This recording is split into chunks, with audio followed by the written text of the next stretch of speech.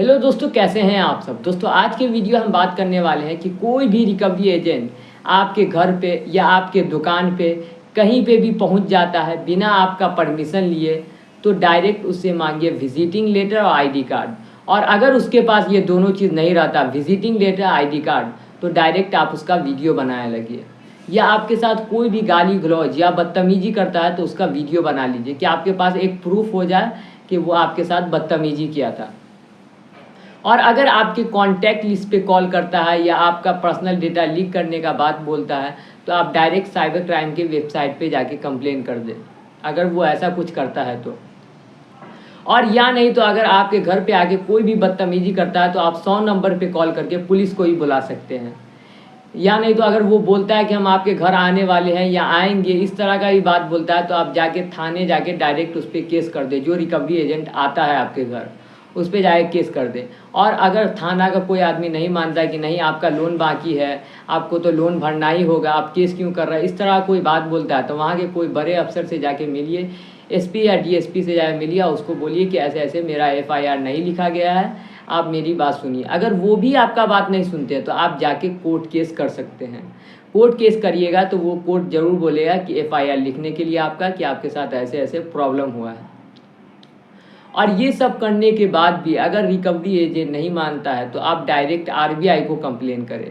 ये रहा आरबीआई का वेबसाइट, इस पे जाके आप कंप्लेन कर सकते हैं कि आपसे हाई पेनाल्टी चार्ज कर रहा है, या नहीं तो आपसे हाई इंटरेस्ट चार्ज कर रहा है, ऐसा कुछ भी कर रहा है, और आपका पर्सनल डेटा लीक कर रहा है। इस तरह का अगर कोई भी हरकत करता है तो डायरेक्ट आप उसका कंप्लेन करें, क्योंकि आरबीआई वही है जो सारे बैंकों को और एनबीएफसी ऐप को संभालता है। अब वो आरबीआई का सबका एक रूल है कि उसको मेंटेन करके रखना पड़ता है, सारे एनबीएफसी ऐप को और बैंक को। लेकिन ये सब रूल तोड़ते हैं, और जो रूल तोड़ेगा तो उसका लाइसेंस कैंसिल होगा, उस पर बैन लगेगा। तो इसी वजह से आप लोग के साथ कोई भी एनबीएफसी ऐप अगर ऐसा करता है या बैंक ऐसा करता है, तो आप डायरेक्ट आरबीआई को कंप्लेन करें। और उससे डरे नहीं, क्योंकि आप अकेले का लोन नहीं लिए हुए हैं, बहुत सारा आदमी इंडिया में है जो लोन ले रखा है और उसके साथ कोई प्रॉब्लम है, उस कारण से वो पेमेंट नहीं कर पा रहा है।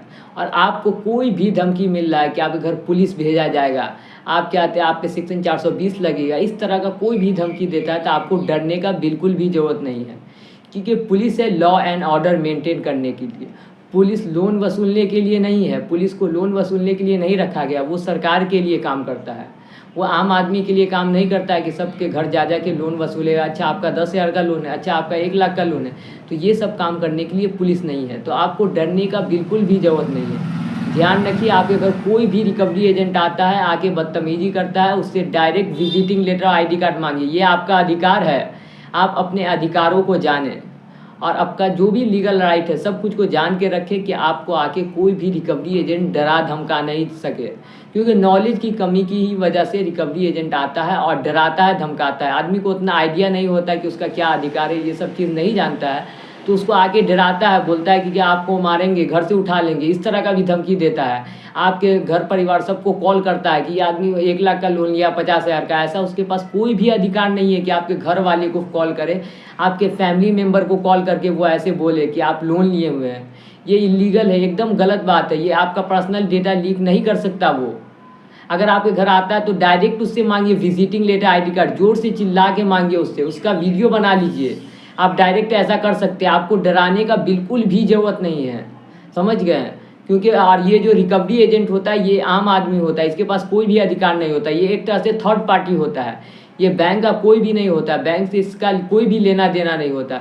बैंक इसको बस सेट किए रहता है पैसा वसूलने के लिए।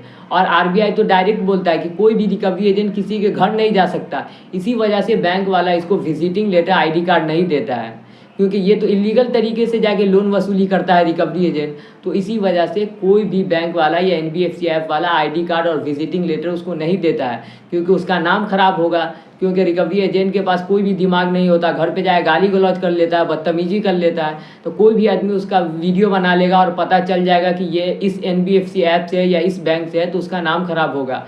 एक दो बार मैं एक दो रिकवरी एजेंट का वीडियो बना के डाल दिया था, उसके कंपनी का कॉल आ गया था और डायरेक्ट बोलने लगा क्या मेरा वीडियो हटाइए, मेरा नाम खराब हो जाएगा। तो इसी वजह से बोलते हैं कि कोई भी NBFC ऐप या बैंक आपके साथ ऐसा करता है तो आप उसका डायरेक्ट वीडियो बना लीजिए। वो इलीगल तरीका है लोन वसूलने का। अगर आपके घर जाके बदतमीजी करता है, हैरेस करता है, गाली गलौज करता है कोई भी रिकवरी एजेंट, ये एकदम गलत है। और ऐसा दिन ब दिन हर दिन देखने को मिलता है कि कोई ना कोई रिकवरी एजेंट किसी को परेशान किया, उसकी वजह से वो आदमी फांसी लगा लिया, 5,000 का 10,000 का लोन लिए रहता और उसको इस चीज़ के बारे में इतना नॉलेज नहीं रहता, वो आदमी गलत कदम उठा लेता है। क्या करे, आदमी परेशान हो जाता है इन रिकवरी एजेंट से। तो आपको इससे डरने की ज़रूरत नहीं है। आपके घर आए तो उससे डायरेक्ट मांगिए विजिटिंग लेटर और ID कार्ड और उसका वीडियो बनाने लगिए कोई भी बदतमीजी करता है तो। और आप RBI में कंप्लेन कर सकते हैं, आप साइबर क्राइम के वेबसाइट पे जाके कंप्लेन कर सकते हैं, आप उसको ट्विटर पे जाके उस ऐप को टैग कर सकते हैं कि आप मेरी इस तरह से परेशान नहीं कर सकते। आप RBI को भी टैग करके बोल सकते हैं कि ये NBFC ऐप या ये बैंक वाला हमको बहुत ज़्यादा हैरेस करता है। आप डायरेक्ट बोल सकते हैं, आपके पास पूरा अधिकार है। अगर आपकी कोई भी गलती नहीं है, क्योंकि आप वैसे भी अगर कोई आदमी किसी दिक्कत की वजह से लोन नहीं दे पा रहा है तो इसमें कोई भी दिक्कत वाली बात नहीं है कि अगर आपके साथ कोई भी प्रॉब्लम है, किसी रीज़न के कारण आप पेमेंट नहीं कर पा रहे तो कोई भी प्रॉब्लम नहीं है। आराम से आप चाहे 5 लोन लिए चाहे 10 लोन लिए हुए हैं, तो इस बात से आप डरिए मत। और जब आपको पैसा हो जाए तो आप उसका पेमेंट कर दीजिए। तो ये सब बातें आपको समझ में आ गई तो मेरा चैनल सब्सक्राइब कर दीजिए और नोटिफिकेशन ऑन कर लीजिए। और इसी तरह का वीडियो देखने के लिए नोटिफिकेशन ज़रूर ऑन कर लीजिए। और कोई भी दिक्कत हो तो आप कमेंट सेक्शन में ज़रूर पूछ सकते हैं। कुछ भी दिक्कत हो, आपका प्रॉब्लम हो, आप कमेंट सेक्शन में पूछिए। तो बाय दोस्तों।